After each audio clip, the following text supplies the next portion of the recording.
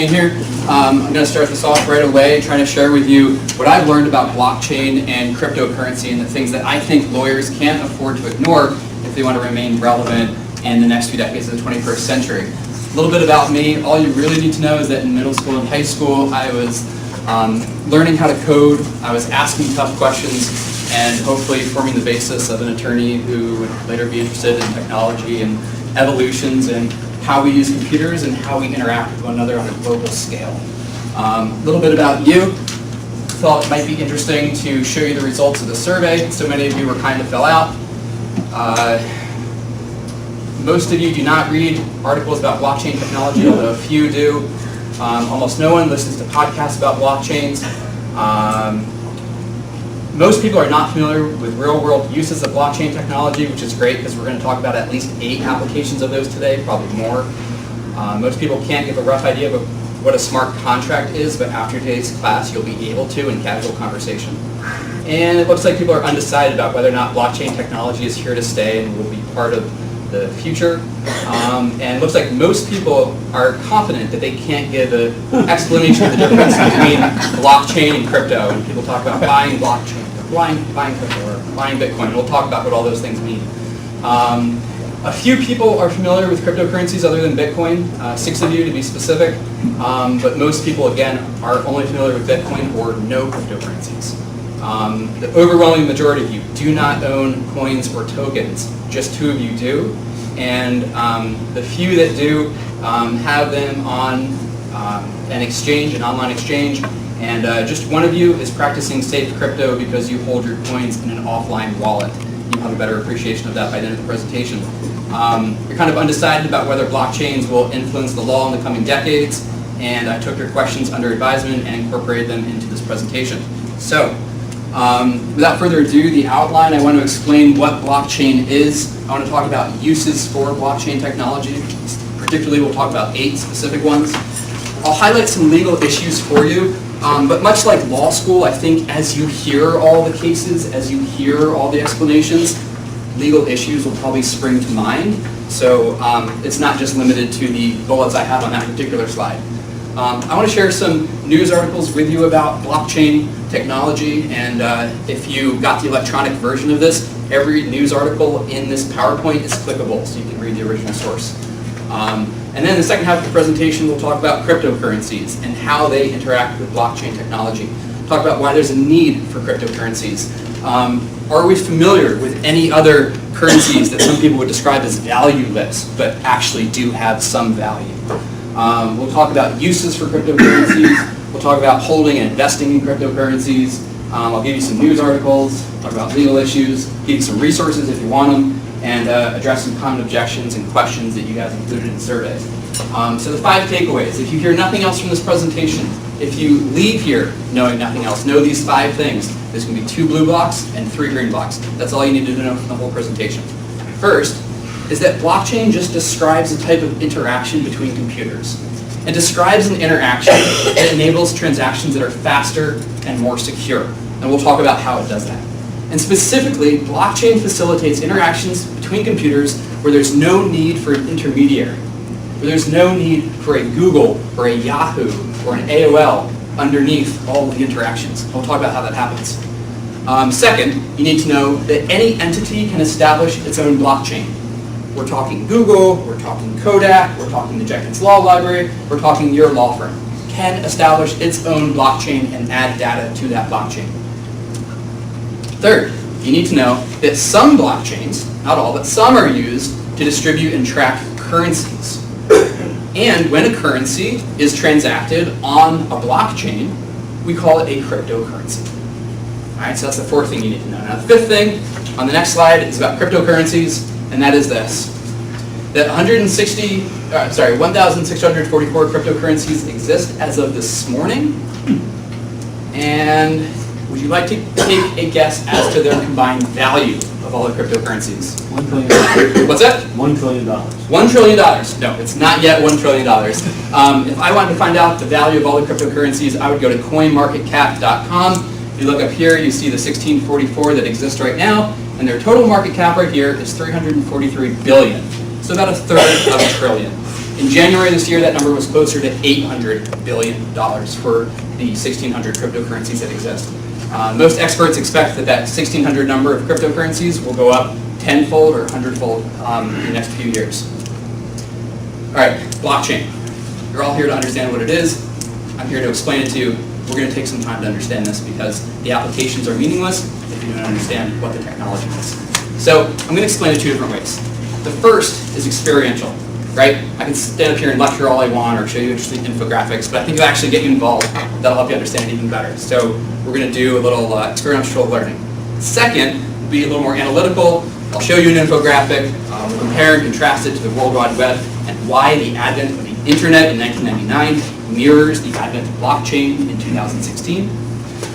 So to start off with the experiential explanation of blockchain, I'd like the four individuals seated in the rear of the classroom to come forward as my four volunteers. Come on up here. All right. These individuals are going to exemplify a transaction between themselves. And they're going to have specific instructions about how that transaction goes. You're going to be person A, you're going to be person B, person C, and you can be person D over there. Thank you so much. You all have the important job of taking out a pen and paper if you don't already have one in front of you.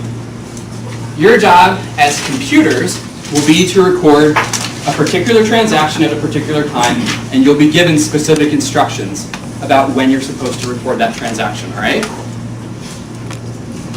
These individuals are going to be given money, specifically person A. I'm going to give you money, and what I want you to do with the money that I give you is keep $5 for yourself and give the remainder to the person next to you. Does that make sense? Sure. All right. When you do that, for the benefit of everyone who's in their seats who can't actually see the money changing hands, you're going to describe out loud who you are, person A, how much I gave you, and how much you're giving away. Fair enough? Sure. Okay. So this is just to simulate what happens when transactions happen between individuals and how sometimes those transactions can get a little bit muddy later on. So let's begin the experiment. I give you a wad of cash. All right? So you keep 5, right? Yeah, my name is Tim Ollis. Well, let's go with your Person A. Person A. Oh, I'm person A. Sorry. Great. You can even just say I'm A. I'm person A, and I'm going to give $15 to person B. All right, and how much did you keep? I kept $5. Okay, and again, the audio is just for all of you who can't see what's going on, so you know what's going on. Go ahead. Person B, giving $10 to person C, keeping 5. Okay, very good. C, giving $5 to D, keeping 5. All right, and D? I'm just going to hang on to $5. Okay. Now, let's say that sometime after this transaction took place, there arose a dispute among these four individuals as to who gave who what amounts of money. We might ask them to make a formal report, perhaps even a written report, saying, please chronicle this transaction. And so we would have each of them write down what exactly took place, and it would probably look something like this. Do me a favor and hold that. Do me a favor and hold that. Hold that. And hold that. All right. Now, starting to my left in the front of the room, sir, person A, is that an accurate account of what took place? It is. Okay, great. And next to him, is that an accurate account of what took place with B? Ma'am? The pink one? Oh, That he got $15 from A and he gave 10 to C. Is that accurate? as far as it goes, it's not completely accurate. Okay, all right, good point. Sir, with respect to the green card, is that correct? That C got 10 from B and is giving 20 to D? Yeah. Okay, is it? No. How much did C give to D? C gave 5 to D. Do you remember? No. No, how much did C give to D? 10 and 5 is, he's keeping 5. Right. He's giving 5 to, wait a minute. Let me make it simpler. Signs are mixed up. No. Let me make it simpler. You're right. Is C's placard correct? No. Okay, all right. And sir, is D's placard correct? No, because it says he got $20, but in fact we know he got 5, right? So what's going on here? A and B accurately reported the transaction, right? But when we got to C and D, they didn't accurately report it. Right. Now, that could be for a couple reasons. Let's take a look. What's challenging with tracking transactions? One, it could be that they're hard to remember, right? You have a lot of transactions going on. Maybe there's 100 people up here. They forget. Okay, what's another reason? Well, potential for dishonesty, as you said. Maybe they're crooks. Maybe C and D are colluding, which would be the only explanation why C said, I got $20 from C. Don't worry, C, I got your back, right? Like, where is that $20 actually going? So that's problematic. So what is the solution to this problem? Where four people are quarreling about who gave who what. If we want to do it next time, we want to do it right, we want to do it more cleanly, how do we solve that issue? Common ledger. What? I heard it. Common ledger. A common ledger. We ask someone to keep a spreadsheet of what happened, right? All right, you sir in the blue shirt and tie, come on up here with your notepad and pen, please. You are going to be our ledger. You're going to keep track of what happens. And just for experimental purposes, we're going to give you some letter designations for your name. We'll call you BOA, all right? All right, so BOA, what I need you to do is this. I need you to look at the money every time it changes hands, make sure that you know how much changed hands, and then I need you to write it on your legal pad. Can you do that? Yes. Can we trust you to be honest? Yes. Can we trust you to do this correctly? Yes. Okay, stay right there. Give me the money back. You can put the signs down. Put the signs down on the ground so that the side facing the audience is now facing up in the air. Thank you. All right. So, you're going to come over here and inspect the amount of money that changes hands at each pass, and then record it on your legal pad, all right? Okay, here we go. So make sure you get that.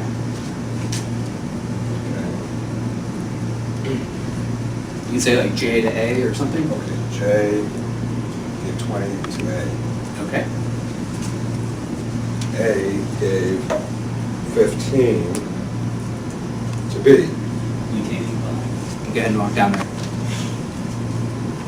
And B gave 10 to C. And C gave 5 to D. Okay, very good. Come on back over here, BOA. Thank you much for doing that. BOA, did you verify all those transactions? Yes. Okay. Questions for the group. Who has the only record of those transactions right now? BOA. And if A, B, C, and D wanted to know, gee, what happened during that transaction? They want to see a record of it. Who would they have to go to? BOA, right? All right. So, Mr. BOA, you said you verified all the transactions. How much does D have now as a quiz? 5. He does have 5, right? And how much do you want for your services doing this? $47. Well, my hourly rate is... So we're going to be in a lot of trouble with this. Now, BOA, how fast will you perform your services? I'll track my time and I charge... Oh, you charge hourly? Oh, wonderful. Oh, great. Increments of 6 minutes. Okay, so you'll work really fast, right? Wink, wink. I'll work as fast as I can. As As fast as you can. Now, what if I have 2,000 people? You'll keep working as fast as you can? I might have to hire some. I have to hire some help, but I'm going to have to check back with you tomorrow. All right. Well, can we trust you not to get hacked, Mr. BOA? With the current technology I'm using? Yeah. Okay. All right. So he has a lot of confidence in his technology. But, folks, what's the problem with this model? They're small. Speed, right? He doesn't have the capacity to handle thousands of people. I used to be very fast. Great. So we're requiring this intermediary who's running a little slow. But what's so bad about an intermediary? Well, it can be a little expensive, right? If you use PayPal as your intermediary, they charge 2.9% plus 30 cents on every transaction in the United States. Go outside the U.S., it's now 4.4%. All right? Well, why else is an intermediary a problem, Mr. BOA? Because they require trust, right? We have to trust them on 2 levels. First, you ever call your bank because you have credit card fraud and there was a transaction that you didn't approve, and they say, don't worry about it, Mr. So-and-so, we'll go into your account and reverse that charge. Well, does that mean that the person on the other end of the line has the ability to type in whatever they want to your account at any point in time? Yeah. Do you trust them to always do it right every time? Maybe. maybe, maybe not. You may- All right? So that's one way you have to trust them. The other way, you have to trust that they're going to keep your data safe from users, right? And from hackers. So, question for the group, which companies do you trust not to get hacked? All right. Let's look at a list of data breaches in the 21st century. Here's a list, starting 2017 at the top. It shows every year since 2011, a major corporation that you've heard of has had a significant data breach. Adobe, Target, Yahoo, Home Depot, eBay, JP Morgan Chase. And we all know about Equifax, right? Oh. We all know about the Equifax breach, but look at the most significant number on this chart. In 2012, the Office of Personnel Management, an agency of the federal government, was hacked. 22 million. This is the smallest number on this chart. 22 million people. All right? So if you trust anyone not to get hacked, perhaps reconsider. Now, intermediaries can be slow. He said he might have to hire other people in order to do this effectively. Well, Amazon, and I took a screenshot from them just a few days ago, said that after they get your item back, the time they take to issue a return, sir, if you can move just a smidge, thanks. Right over here in the green, up to 10 business days to give you your money back. How long does it take for a transaction to happen? Less than 10 seconds? Yeah. 1 second? And they take 10 days to give you your money back in 2018. Why is that happening? Why is the money moving so slowly? So, Make it float. so this is what we're going to do. A, come back to where you were. B, away. Thank you for your services. You can take a seat. We don't need you anymore. I'll send you a bill. Okay, thank you. And this time what we're going to do is we're going to ask A through D to not only report to you the transaction they were involved in, but to also look at their neighbor's transaction and give you a report back about whether or not their neighbor is telling the truth about what happened. All right? So yeah, like this is what happened to me, but I saw that transaction next door, and I know that that actually happened that way. That's true. All right? So I'd love for you to identify yourself, say what you received, what you gave, and whether or not the person next to you is telling the truth. All right? So let's run the simulation just one last time, and then we'll have you guys give your written reports to the audience. So here we go, giving you a wad of cash, make your audio report. Okay, I am A. I'm gonna give, I got $20 from John, and I'm gonna give $15 to B and keep $5. Okay? B, I saw $20 given to A, $15 given to me. I'm keeping 5 and passing 10 to C. Wonderful. I am C. I saw A give $15 to B. I received $10. I am giving $5 to D and keeping 5 for myself. Great. That was super precise. For the purpose of explaining the technology, you need only describe the transaction immediately adjacent to you. So D? I am D. I saw B give C $10. C gave me $5. Okay, great. Now, do me a favor. Pick up your signs with the part facing the floor, now facing the audience.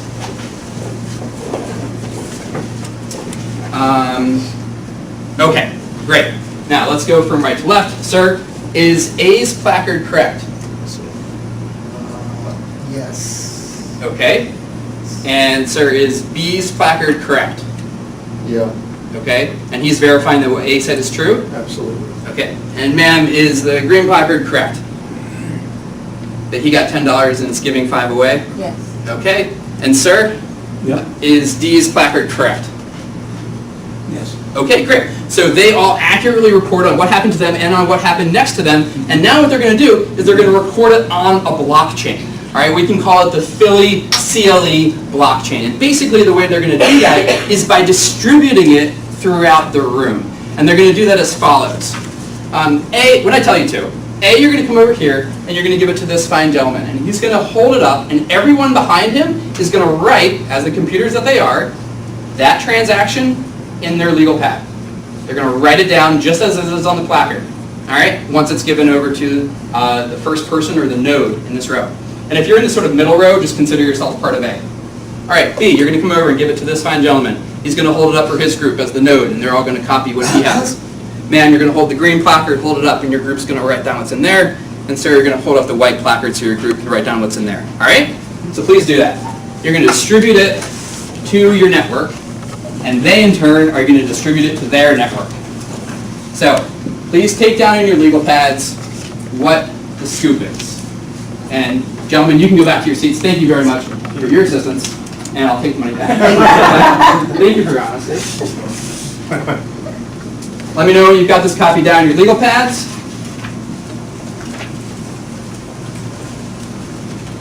Oh, here, let me.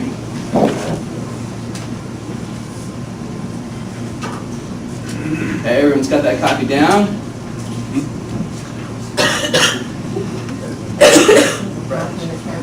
All right, let's put those placards down. I'm going to start here with the woman in the jacket first, and just kind of snake my way around the room asking these questions.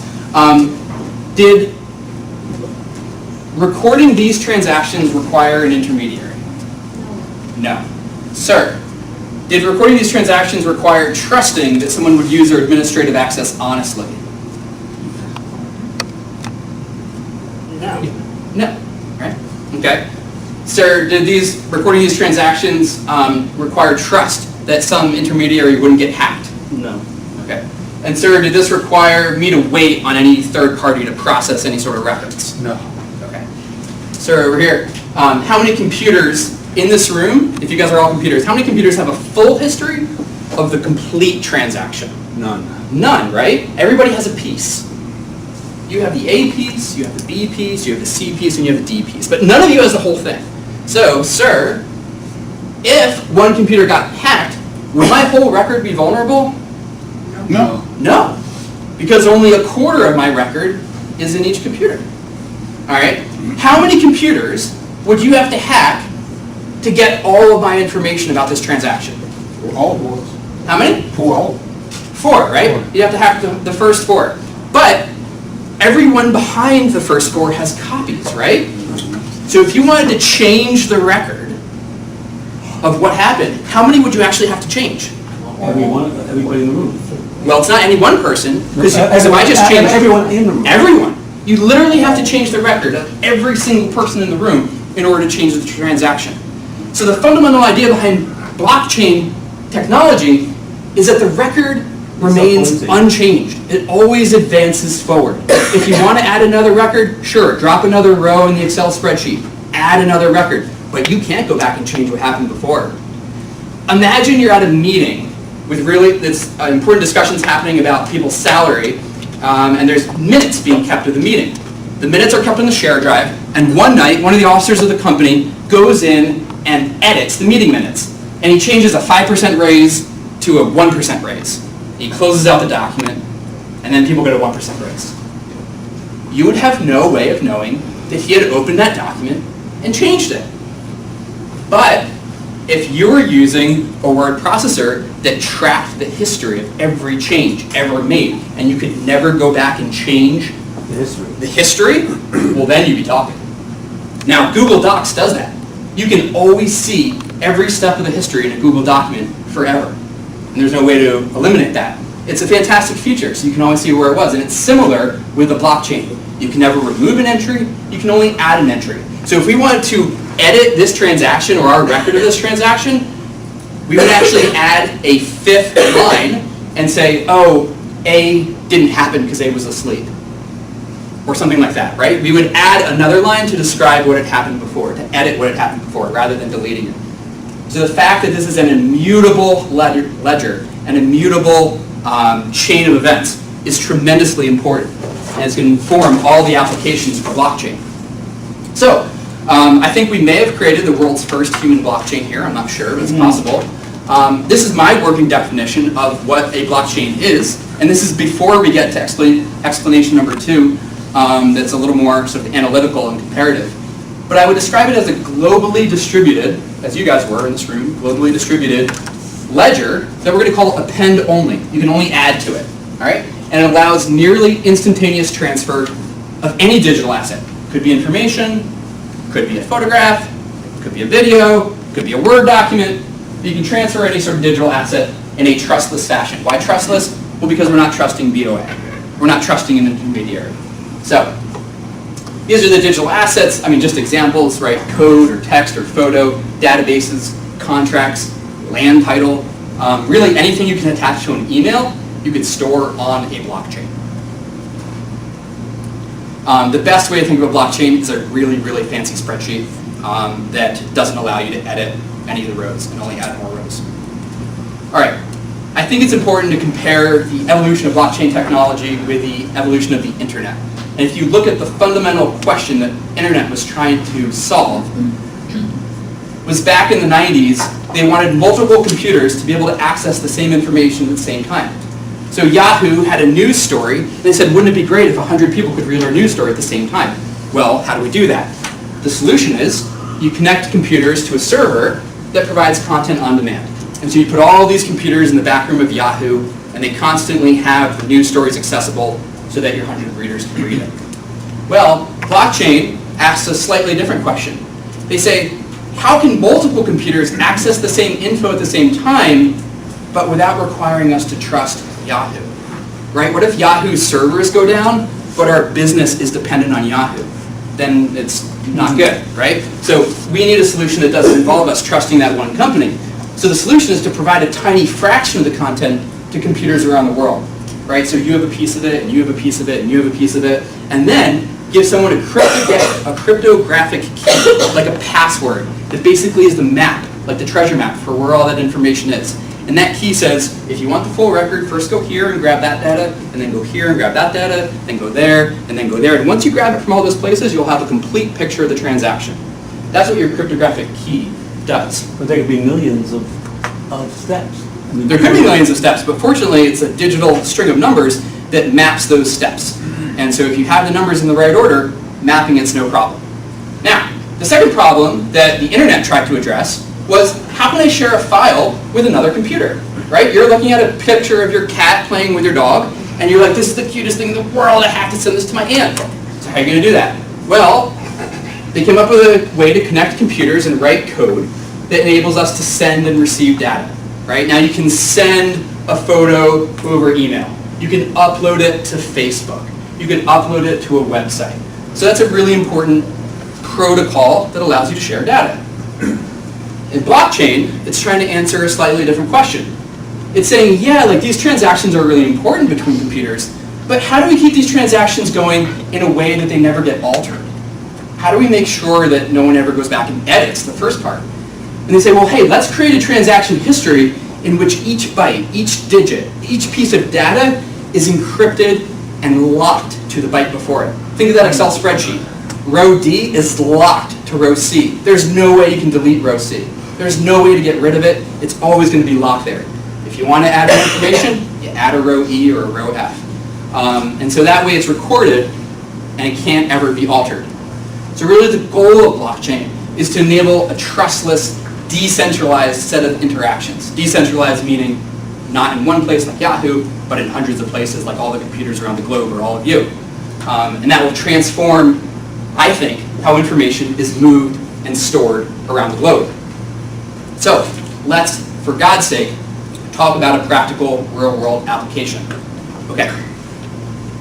Imagine you're interested in advertising your services as an attorney, and you pay some company like Avo to have your profile online, and you're paying all this money every month, and you want to know, is anyone actually seeing my ad? Well, Avo might say, you've appeared on 100 different websites this month as a result of searches. That doesn't tell you whether or not users actually saw the pretty picture of you. You want to know that. Imagine if you could actually find out how many seconds readers saw your ad. As they're scrolling through that website, you know how long they stopped in the section of the site that had that picture of you. Wouldn't that be valuable information? Avo could tell you, we'll put you in front of your target audience for not like 100 websites, but for like 500 minutes this month. That's really valuable. So there's a new browser called the Brave browser that operates on blockchain technology and says we can track that. We can make a ledger of every single transaction and every single second that someone scrolls through a website, and we can tell you how many seconds they were looking at your advertisement. Multi-billion-dollar idea, and they're doing it on the blockchain. Second use case, one that I think is particularly important and relevant, is foodborne illnesses. We heard about the E. coli outbreak that affected Chipotle a few years back. Did you know that it dove their profits 44% quarter over quarter in the last year? Also, I didn't realize this until researching this presentation, that 500,000 people die a year due to foodborne illnesses. Imagine if you could track the source of your food. And I'm not talking about like this coffee is from this farm. I'm talking about this head of lettuce is from this part of the farm, thank you, where the lettuce is grown, right? This was sprayed with this chemical, but this piece of lettuce, because it was in the corner, missed the sprayer.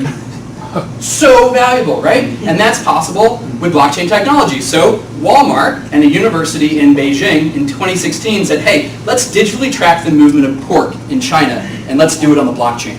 Well, 18 months later, they came back and they said, guess what? We've been successful. We're doing this. In February, they said that recent testing showed that applying blockchain technology let them track a packet of mangoes from the farm to the store.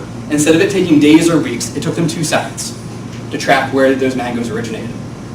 Another multi-billion-dollar idea in industry.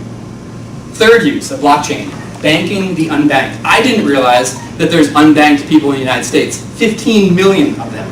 Globally, 2 billion people do not have access to banking. And the World Bank says it's because of costs, because of regulations, because of paperwork, because of travel and legal hurdles. And I didn't know that India has 21% of the world's unbanked population. My question is, how does a Syrian refugee in Philadelphia begin banking? How do they show proof of residency? How do they show all the things that a bank wants to see before they give you a gosh darn checking account? Well, Hydrogen thinks they have the answer. They want to bank the unbanked, and they want to do it using the blockchain. They said, hey, everybody has a fingerprint, right? We could store everybody's fingerprint on the blockchain. It could have a unique identifier. We could make sure that nobody can see it except the actual individual user. They can even encrypt it so that the company themselves can't see the fingerprint, just the way WhatsApp does. And they would say, a fingerprint for us is good enough to establish an account for you. You have a phone, you get your fingerprint on the phone, done, you have a bank account.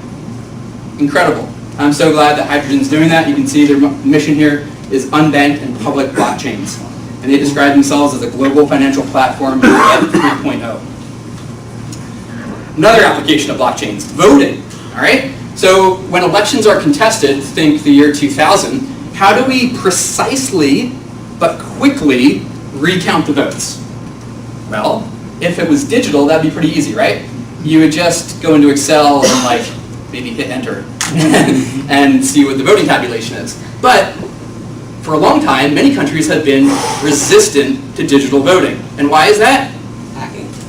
It's because we have hard enough time avoiding hackers with paper elections, right? We have these like chads and levers, and we're still having hacking issues. So people are completely disinterested in moving to a digital voting system. But what if you could keep a digital voting system from being hacked? What if it was secure because it was done on the blockchain and it was spread around the room or around the globe and you couldn't alter those transactions? Wouldn't that enable more people to get out to vote? Did you know in the 2016 presidential election, 55% of the voting age population voted? What was the other 45% doing? Probably waiting at home for an app to be developed so that they could vote on their phones without having to leave Netflix. Sierra Leone, not to be outdone, decided to use a system to count votes in densely populated urban centers using the blockchain. This wasn't the official vote. It was used for comparison purposes. But you can probably bet in 4 years, it might become the official vote. Also not to be outdone, West Virginia, most recently in their primary, allowed a limited group to vote on a mobile blockchain application. Where is the data on the block? Where is it? The same place your Gmail inbox is. It's on the web? It's somewhere on the web? It's somewhere on the web. But instead of your Gmail inbox being on Google servers, in this case, your information is in little bits and pieces on computers around the globe. Okay. Another source of voting not having to do with politics, one of the biggest banks we all know, allowed investor voting in May of 2018. And there's the link to check out more about that. Fifth use case, birth certificates. Who knew that half of the minors in Indonesia don't have birth certificates? Who knew that some people in the United States don't have birth certificates? Well, imagine if you could put birth certificates on the blockchain, so you never had that, oh crap moment, where's my birth certificate? And you always had access to it, and you could share it with whoever you wanted. You could limit access to it and change access. It could minimize the need for people to establish their own proprietary databases of birth certificates. Smart contracts, this is the 6 out of 8 applications I want to tell you about for blockchain. Smart contracts are important, 1, because we're attorneys and we like to talk about contracts. But 2, they're important because they really form the basis of every interaction on the blockchain and every piece of software or application that runs with blockchain technology. A smart contract is really an if-then statement. It's saying if this one thing happens, then that other thing happens. So like you might have your home controlled with like temperature and lighting, and it might say if the temperature outside drops below 32 degrees, then turn on the heat in my bathroom because I want my feet to be warm when I step in there in the morning. So that would be a smart contract that would govern the heat in your home. If you have a bunch of those linked together, sequentially and contingently, that could be the basis of full automation. Because you walk to the bathroom, but then also when it's hot out, or sorry, when it's cold out, you also tell it to turn the coffee maker on in the kitchen. And then you also tell it to start your car and turn the heat on. And so you keep adding more and more smart contracts, you're adding more and more automation to your life, which depending on you could be a good or bad thing. But these contracts need to be coded, they need to be written in a specific way, in a secure way, they should be transparent, and they need to be written in a way that can eliminate human error. So here's another example of a smart contract, apart from the sort of home analogy I just shared. Imagine, sir, that I rent an apartment from you, all right? And you decide that we're going to write a smart contract between us that's going to live on a blockchain. And if you're a landlord, maybe you establish a company and that LLC has its own blockchain. So we write our contract on the blockchain and you tell me I have to pay in cryptocurrency, and instead of physical keys to the house, you have one of those punch pads. So you just send me a number. So I put my cryptocurrency in escrow, and here's the deal that we write in the smart contract. It's viewable on the blockchain, so he and I can see it, but everybody else can see it too, if he chooses that privacy setting. And on the lease start date, the contract will send me the entry code for my new apartment. But if he fails to send me the entry code, or he fails to put that in the contract, well then I get refunded automatically for my down payment. And if he does send me the key on time, well then the money I put in escrow for rent gets paid to him automatically. No phone calls, no emails, no checks to drop off, no bank accounts, no wires, nothing. It's automatic. And the lease could be automatically canceled unless we put it otherwise, but it would be automatically canceled after a certain period of time. Again, we could choose that this would be witnessed by hundreds of people, so we have all these witnesses that this was the agreement, and we would certainly set it so that you and I would both see any changes made to this transaction or contract. All right, here's the 7th use case that I think is absolutely going to transform global commerce, and that is to shipping and logistics. Sir, you talked about $1 trillion industry before. Shipping and logistics around the globe is a $4 trillion industry with a T. 80% of the shipping around the globe, like movement of goods, is on oceans. 80%. I thought it was all on Amazon to my door, but it's actually on oceans. And IBM and Maersk, who's one of the biggest shippers of those containers on oceans, want to create a blockchain-enabled global shipping platform so that at any point in time, you can see where a container is, what's inside of it, how much it weighs, when it's getting to its destination, how much those things inside are valued at, are there expiration dates on fruit, is it going to make it by the expiration dates, how many trillions of dollars are those the answers to those questions worth? You can see DuPont, Dow Chemical, and Customs Border Patrol are all experimenting with creating blockchains around that issue. I put up a picture there from ShipChain. That is a company that has a coin in cryptocurrency that you can buy if you think that's interesting, if you think that's worth investing in. I think it's currently trading for like 7 cents. And who knows? It might be the next nothing, it might be the next IBM. Finally, blockchain application legal services, the provision of legal services. There's this company called Legaler, L-E-G-A-L-E-R. And Legaler is basically a video chat platform where you can interact with clients without them coming into your office. Kind of like Skype, except when you're done, it saves the video to a certain folder, and it transcodes it and lets you easily reference different parts of the video. So they said, hey, let's do this on the blockchain, we'll accept cryptocurrency, and let's spin off a charity side of our company where people can crowdfund to provide indigent representation. And so it's a place kind of like Kickstarter, but for indigent representation. So that's halfway through this presentation. It really talks about, well, I'll hit on these real fast, but this is sort of like the blockchain portion, and then we're going to talk about cryptocurrencies.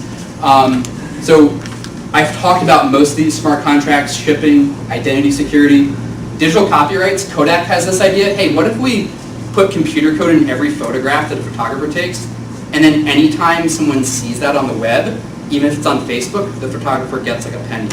Is that a cool idea?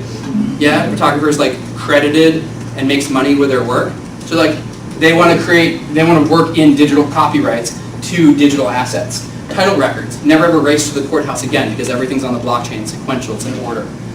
Escrow, debt, crowdfunding, all those things can exist on the blockchain, but all those things take lawyers to go smoothly. Here's just 5 headlines. I think are tremendously interesting. I see a ton of headlines, but I think these are some of the most significant. Dubai sets its sight on becoming the world's first blockchain-powered government. Who knows? In May of this year, BMW and other car manufacturers launched Blockchain Research Group. The 4th largest railway company in the US joins a blockchain in transport alliance. Number 4, this airport handling company launched a blockchain program to track where your luggage is. So you always know where it is, you know when it's getting to its destination. Imagine that. And then 5, MasterCard looks to blockchain to make coupons immutable.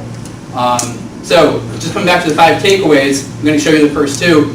Blockchain describes this type of interaction between computers, enables transactions that are faster and more secure, and any entity, whether you're Kodak or ShipChain or the Jenkins Law Library, can establish their own blockchain. So stand up real fast and go ahead, stand up, stand up, stand up. Give 2 high fives to people around you. 2 high fives, make sure you get them both in. You know, there you go. No, different person, 2 high fives, and then grab a seat.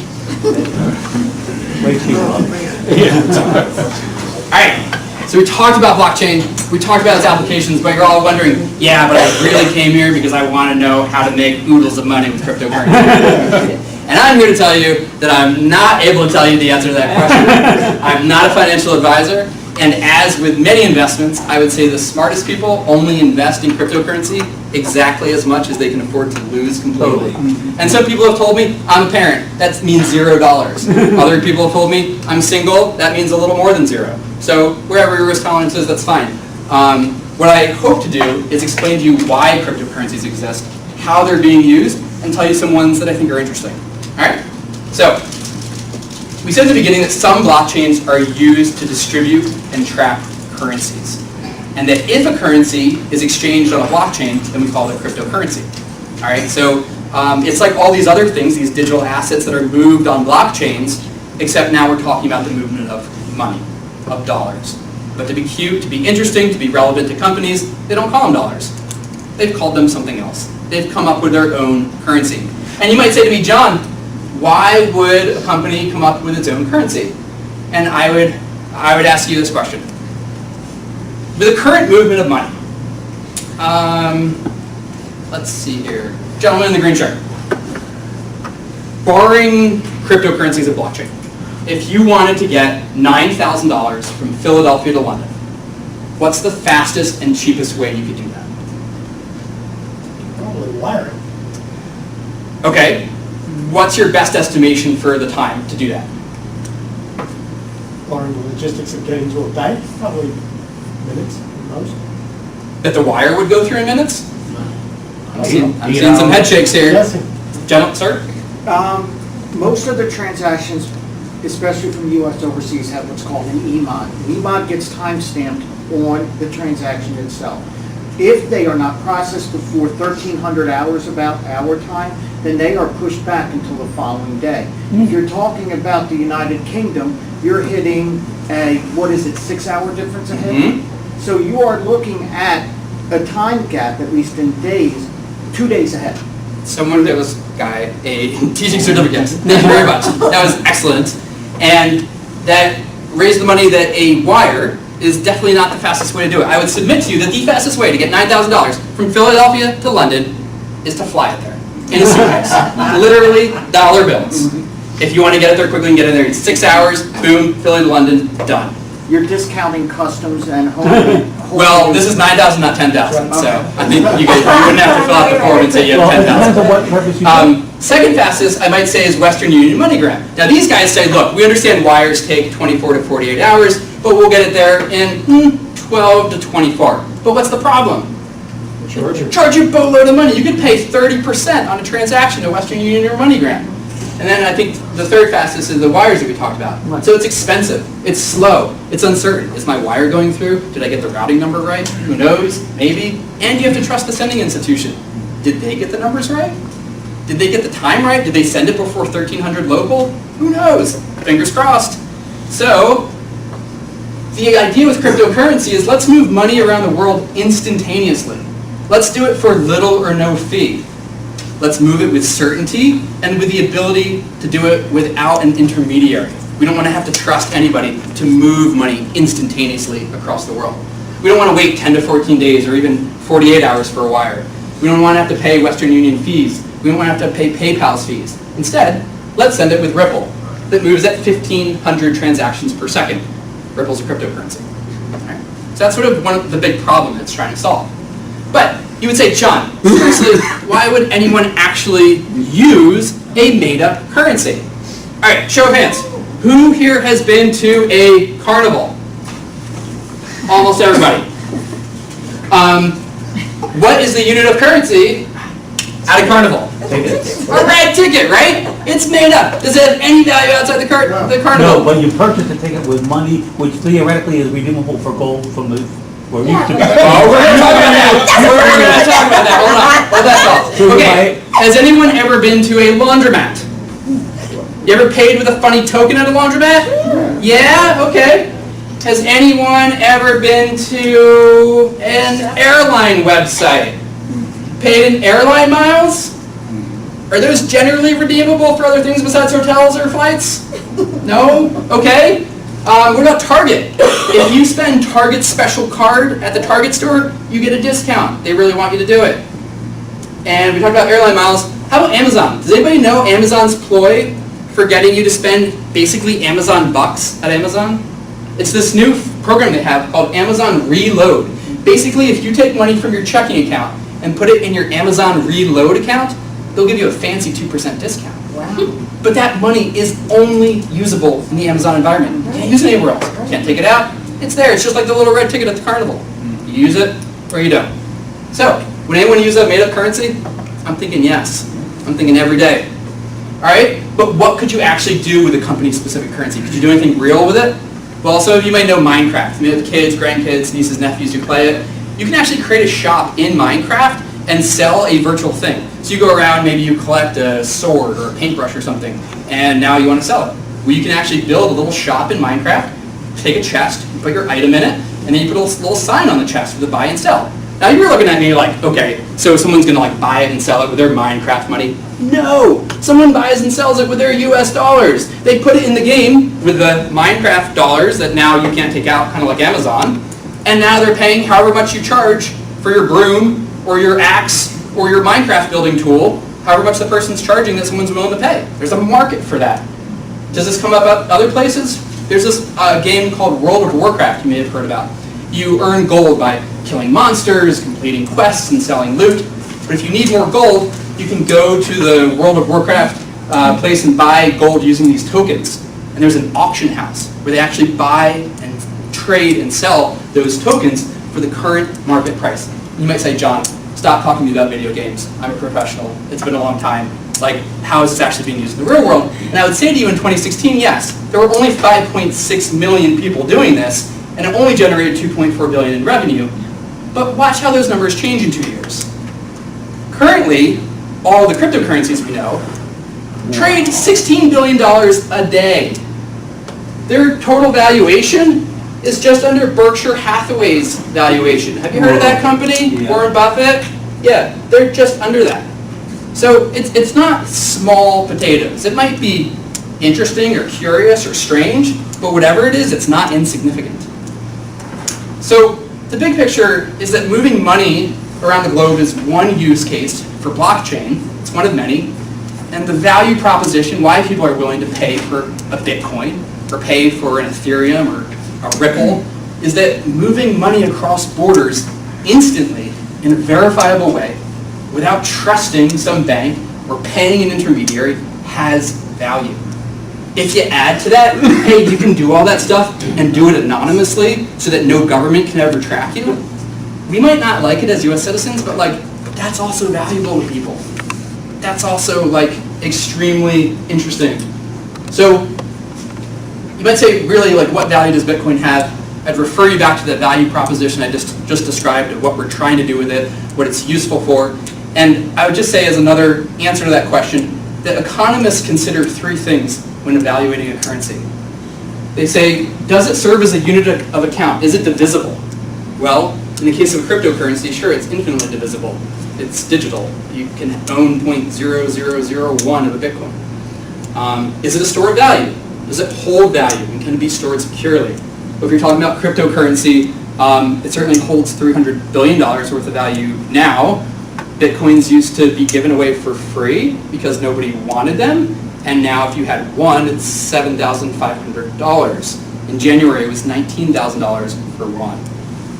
So yeah, it holds some value. Maybe it fluctuates, but it definitely holds value. And then does it work as a means of exchange? Is this quick? Well, we know cryptocurrencies are quick. Is it seamless? Well, right now, cryptocurrencies have a long way to go in being seamless. You do need some technical know how to use them, but they're getting easier and easier by the day. And is it accepted widely? Again, we're growing in that direction. There's 1,500 Bitcoin ATMs in the United States. Most of them are on the West Coast, not surprisingly. But a Bitcoin ATM is a place where you can exchange your Bitcoin for cash. Boom, easy, seamless. Coffee shops, especially up and down the West Coast, are accepting Bitcoin and other cryptocurrencies for your coffee, for your donuts every day. I think we're going to see increasing adoption of that, even with small vendors at markets that you might go to, because now through a company called Coinbase, they can actually take your cryptocurrency by typing in your public key for whatever good you want to buy. All right, we talked a little bit about Bitcoin. I want to talk about a second cryptocurrency called Ethereum. And specifically, Ethereum is the name of the blockchain. The coin is technically called ETH, or ETH. And Ethereum says, yeah, Bitcoin, you're really interesting. You're kind of like gold. People like you. You're shiny. You have a lot of value. People store you in like their bureau drawer. But what if your gold bars in your bureau drawer at home? All of you who have gold bars in your bureau drawer. What if you could like do your laundry when you were at work? That would be so much better. So much more useful. You'd be like, you have a lot of value, and you're super useful when I'm not around. So that's like kind of what Ethereum's trying to do. It says, look, like I'm a coin that has value, but also on my platform, you can execute smart contracts. If you want to build a decentralized application using smart contracts, you build it on Ethereum. And so the Ethereum Foundation grew like 3 or 4 years ago, and they said, this is what we want to do. We want to make smart contracts easy and simple, and we want to make applications available to be run on our network, on our blockchain. And we're going to make a coin. And people were like, yeah, everybody has a coin, no big deal. You know, the coin was like $1, $2, $3. 3 years later, 2018, today, coin's trading for $650 for one.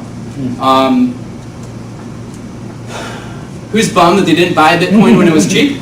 Anybody? Feel that way? Yeah, everybody? Okay. Here is a 2017 graph of Ethereum, or ETH.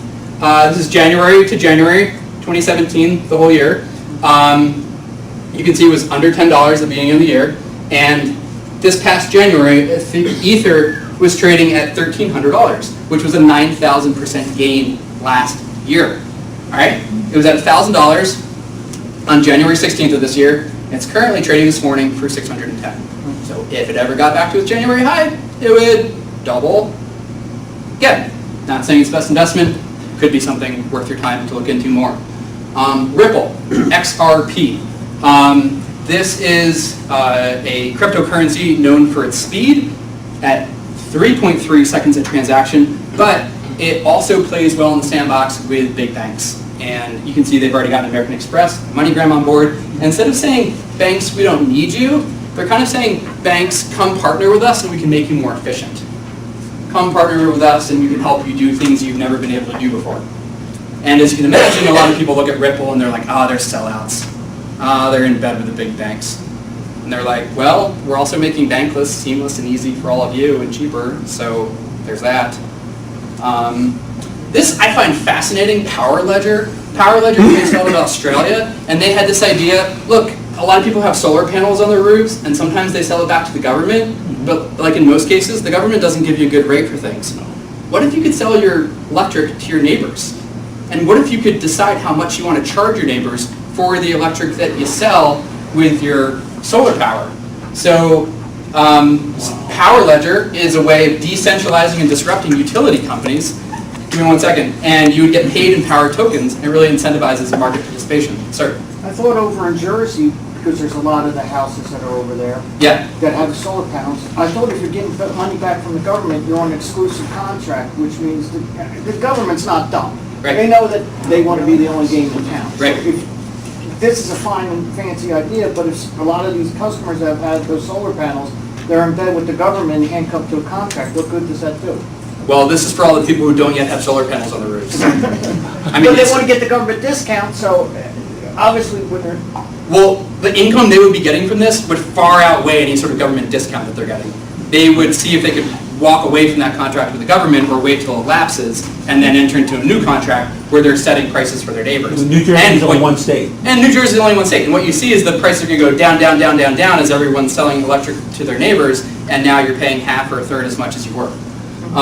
So you might say this seems pretty resistant to big banks. Could banks ever come around to this? Well, Glenn Mead said in a recent newsletter that the decentralized ledger database and smart contracts could offer the potential for future applications, and they say that drastically reduce transaction costs, create transparency and enhance security, and remove costly intermediaries. So even some banks are acknowledging this may be the way of the future.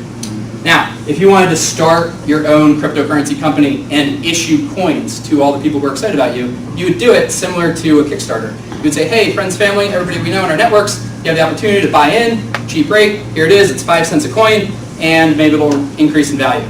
If you do that, it's called an initial coin offering, or an ICO. Isn't that security? I'm sorry? Isn't that security? Don't you have to get SEC? Well, we're going to talk about that. An IPO is definitely regulated by the SEC. An initial public offering from a company, there's a prospectus, company details, the company is valued. But with an ICO, generally there's not much done at all. If you are offering a security, it must be registered with the SEC. But in practice, people aren't doing that. They're not doing that because they don't think that they're issuing securities when they really are, because they haven't talked to the right lawyers who explain to them, no, this is actually a security. They're not doing it because they're not in the US. Tons and tons of companies that want to offer coins are moving out of Silicon Valley, out of New York, out of Philadelphia, Chicago, to Malta, to Gibraltar, to Malaysia to issue their cryptocurrencies so that they don't have to be under the SEC's jurisdiction. What's hysterical about that is that as soon as they have customers buying their coins, they're under the SEC's jurisdiction. So we'll see how that goes. But the problem with ICOs, initial coin offerings, is that many times you find scant details, you find no valuation of the company, you find what they call like a white paper, 50 to 100 pages summarizing what they want the company to be.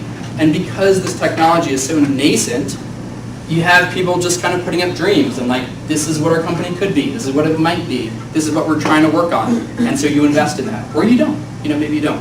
But that's really what you have to go off of, and many people are not registered with the SEC, so it's a risk. It's a significant risk.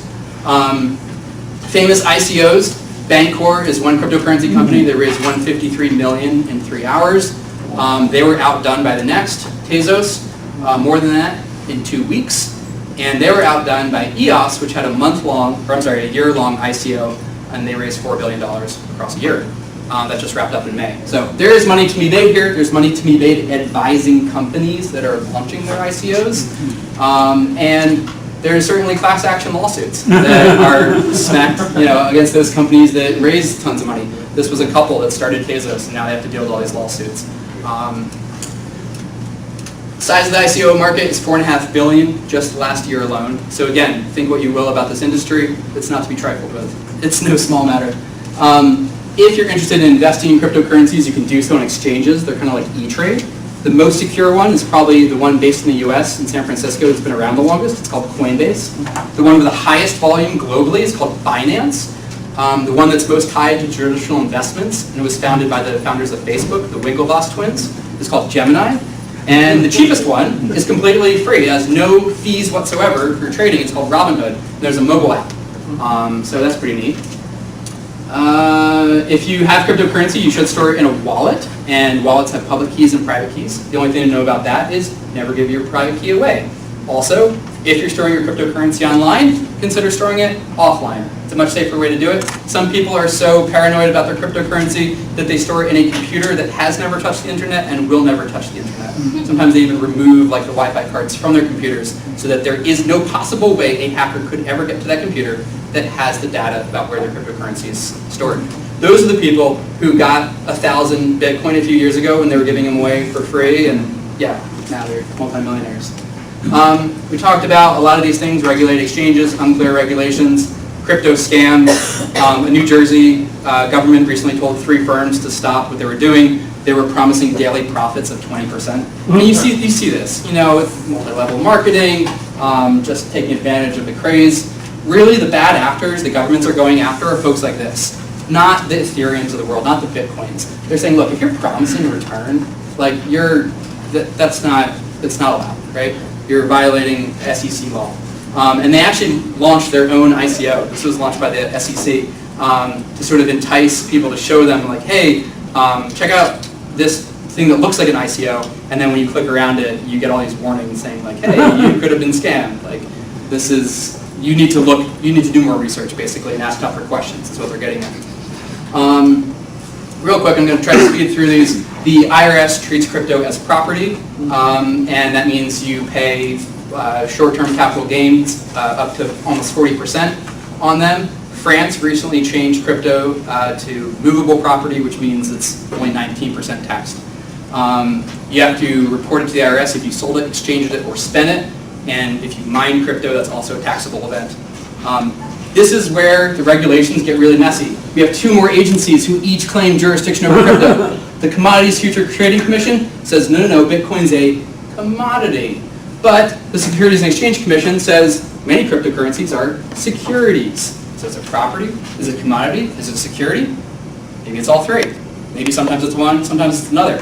So there's a lot of regulation left to be worked out in this world. And that's going to take really smart attorneys, probably way smarter than me, to do that. You had asked if something's a security. Basically, if you're offering a coin to your audience, you say, hey, you guys want to invest in this? The SEC asks these questions. They say, are you offering an investment contract? Are you offering people the opportunity to invest in a common enterprise? Are you giving them a reasonable expectation of profits? Is it derived from the managerial efforts of others rather than yourself? Well, if so, it's probably a security. But if you're just offering people a laundromat token or a carnival ticket, and the purpose isn't to increase or decrease in value, there's no expectation of profits, and it's just a functional coin or a functional carnival ticket, well then, no, it's not a security, and it's not subject to SEC regulation. But their language is evolving. Just in May of this year, they said a token could change from being a security to a utility token, and it's probably a continuum. And it probably shifts in and out of that and moves between that. And how the government is going to deal with something that they concede as a continuum is beyond me. But again, it's going to take some really smart attorneys. I'm not going to read these because we're out of time, but these are also fascinating articles about the evolution of cryptocurrency and governments adopting them. These are some resources which you can read in your guides. Objections, I don't really need to go through that. Not backed by anything. Oh, I'll just touch on this real quick. People say cryptocurrency is not backed by anything, has no real value. And I would just say the same thing is literally true of the US dollar. Since Bretton Woods, the US dollar has had nothing backing it. You can't get anything for a dollar at a bank other than another dollar. And if this was such a good idea, why didn't it happen sooner? And I would say Milton Friedman has been anticipating this since 1999. This is a link to a YouTube video where he's like, we should have this thing that's like a digital currency that moves around the globe free instantly. Okay, thanks, Mr. Friedman. And then, one objection, it's too late to buy Bitcoin. All cryptocurrencies are down 65% from this past January, and this one hedge fund owner says, buy Bitcoin now while it's still cheap. So, Well, why did it go down 2/3? Why did these currencies? Well, that's a whole other Regulation. A lot of it has to do with news. A lot of it has to do with government regulation. Okay. A lot of it has to do with investor confusion over the future. I don't think it has to do with whether or not moving money across borders is useful. All right, so I'm going to wrap it up there, and if you guys have any questions, I'm happy to answer them.